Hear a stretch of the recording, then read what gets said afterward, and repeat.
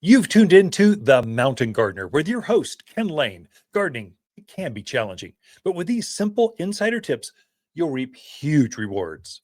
Now, let's tune into today's Mountain Gardener with Ken and Lisa. And we are back with Lisa Waters Lain in the studio. She comes each week with your garden questions. Just what are neighbors? What are your fellow gardeners talking about out in their gardens? And we try to share some of that knowledge. So welcome to the studio, Lisa. Thank you. Got a nice glow about you. Lake glow. Lake glow, yes. Yeah, it's very beautiful up at the lake. The water is warm, as you can imagine. 82 degrees, 84. It depends on where you're at. 80s, low 80s. Lake Powell. You definitely want to spend time in the water. Yep. That's why you're at the lake. Why would you go to the lake and not spend time in the water, especially when it's bath water? It's beautiful. Oh my gosh. So very, very nice. Yeah. So time away. Mm-hmm. Cell service is terrible up there. Page, Arizona does not have infrastructure. There is no fiber optic to anywhere in there. It's just kind of like, they don't even have cell towers that look like pine trees, those cheesy ones that go out there. I don't even know where they have towers. So, but data's terrible. I've also been out in the middle of the lake and gotten a phone call. So, it's getting there where it comes through. So. Garden questions. What are people talking about in their gardens? All right. Well, the first one is from Diane. They live in the Clarkdale area, and they're looking for a nice, fast-growing shade tree. And they're looking at the frontier elm or the ornamental plum. Wonder which one would be better, and do you have any other suggestions? Yeah, that's a great choice. So, so one she mentioned was a good shade tree. The other one is not. And so elm trees there's a wild elm that grows here, a Siberian or Chinese elm. They go by both names, same tree. Weedy, trashy, disease-ridden, bug-ridden. But the new hybrid varieties that are cousins of that, so the Frontier, Alley, Princeton elms, these don't get the bugs, they don't get the disease, and they grow really fast. So around the downtown Prescott courthouse, those are all elm trees. A lot of those are elm trees. It does really well at any elevation. It would love the Verde Valley down there in Clarkdale. It would love that. And so go for that. Purple leaf plum or ornamental plums, they're short trees. I mean, unless you're a dwarf with a little tiny chair, it's not going to make a very good shade tree. So probably you want something that's above 30 feet. And so purple leaf plums are in that 20 foot. Yeah. I mean, it seems big for a patio. It'd be great for shading a patio.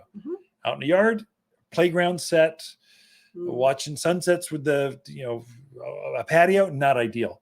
So some other choices though for Diane, the Verde Valley. Locusts are going to do really well. They take our heat, they take that wind funnels through that river area, just kind of gets ferocious sometimes. And so it would adapt really well to that. There's honey locusts or golden locusts. We've got purple robe locust. If it's got the name locust in it, it's going to be good. Big tree up to about 30 feet tall, good shade tree, umbrella shaped. Ash. There are some stunning ash trees up in Cottonwood, Clarkdale, Camp Verde. It's beautiful. Ash trees so Raywood ash, Arizona ash, Modesto ash. Any ash is going to do really, really well. And a big shade tree. And what grows wild right down around you, sycamores. Sycamores, love that valley area. They're going to adapt really well. But those are it'd be worthwhile, Diane, coming over the hill, visit Trader Joe's, make your Costco run, stop by Waters Garden Center, and come tour the shade trees. It's a good time to plant one. So monsoons are coming. So you're already seeing them on the White Mountain area. Tucson's being hammered. Coming back from the Lake Powell, we got rain in Flagstaff and just outside of Page. So that's that northeast of Flagstaff was getting rain. So the rains are here. Time to plant. Another planting season. So all right. Next question is from Steve in Prescott. He used a weed killer, Decimate, to kill out weeds in an area that he wants to put a brick patio in. So the weeds are gone. He's ready to lay, but he wants to know, should he put a pre-emergent down, even though he's going to do fabric underneath it? Should he also do a pre-emergent? And Steve just wants to go all Marine. He's probably a retired Marine. So I'm going to nuke the whole thing and nothing. We will take over the beachhead. That's overkill. I don't think you need to do that much. So I think Decimate is the best weed killer you can use in the mountains of Arizona. It's way better than Roundup and way safer. It's not going to cause tumors or third head to grow. Doesn't have all those health issues. Yeah. It's like Roundup. I would not use Roundup. It's just too dangerous. I wouldn't use it. So, but Decimate, I would. And it kills faster. Mm-hmm. So that killed off all the weeds. You're going to put fabric down, probably a bed of sand. Then you're going to level it out. Then you lay your block. That's kind of the sequence to Lain block. And hopefully it's level where the water will sheet at a 2% grade away from your foundation. All those things that you've researched already, Steve. But I think the fabric, if you've killed off the weeds, that's going to do it for you. You can. So in between the block, you're probably going to use some play sand or silicon sand or something to kind of lock all those block into place. It's a standard thing. Sometimes seed can come in and get into that sand and you'll have some weeds come up in between the block. They're not coming from under the block, under the fabric. They're coming because seed landed in that sand that locked the blocks together. And so they're very easy to deal with. So I think you're fine. Decimate was a great call. Mm-hmm. Don't need the weed and grass stopper. Use that out near the fence line, down the driveway, out between the rose beds. Because when the rains come, you're going to get tumbleweeds are going to be huge. So just use it there. Don't need it under your patio. Okay. Last question is from Amanda. So she has some petunias, big pots of petunias. Something's eating holes in them. Yeah. Leaves. Oh my gosh, it's time. She's looked and can't find anything, but something has to be there. What could it be, and what do you treat it with? So budworm, it's a little tiny caterpillar. It's cute as can be. Maybe not even an inch long. And they love eating flowers. That's all they eat. Their diet is flowers. Little tiny moth lays her eggs on your petunias, geraniums. Mm-hmm. What else they get onto? Just on your flowers. Yeah. They like flowers. Yeah. And so they hatch and they start putting holes. Mm-hmm. Then eventually the entire flower is gone. And then you're going, it's just not, there's no flowers. All the buds are gone. What is going on?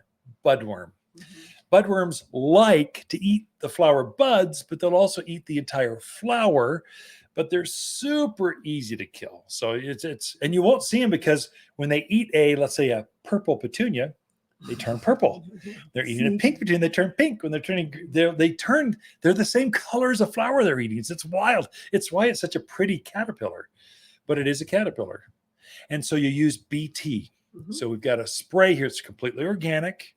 Your new puppy dog could go in and eat that flower right afterwards and be perfectly safe, or the birds can nest in that petunia and they're going to be safe because it's organic.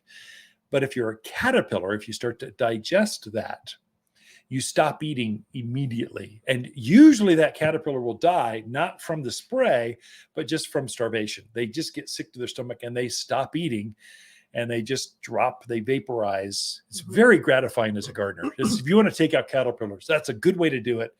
BT, it's a liquid. You spray the flowers, the foliage. Doesn't matter if you hit the caterpillar, just spray the flowers. Mm-hmm. They're going to come out in the morning because they're worried about being eaten by birds and praying mantis and other predators. They're going to come out early and start eating. They're going to digest some of this spray, and then they're going to stop. Your flowers will stop eating. Now, fertilize right afterwards with Flower Power. It's a liquid fertilizer that we have. Mix it up in a watering can.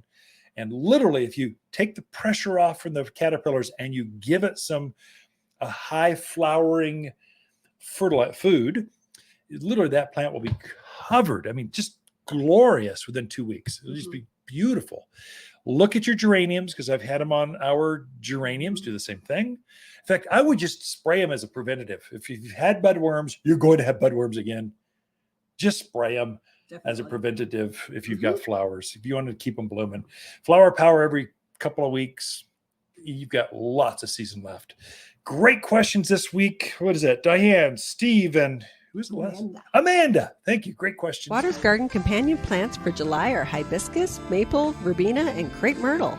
Crepe myrtle flowers are intense watermelon pink, solar reds, and LED whites that cover this heat-loving shrub.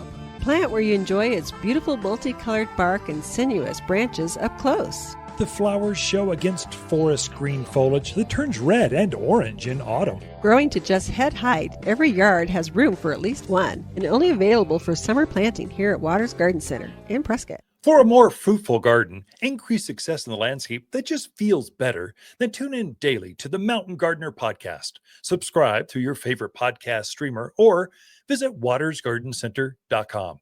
Better yet, visit me directly right here at Waters Garden Center. Thanks for tuning in.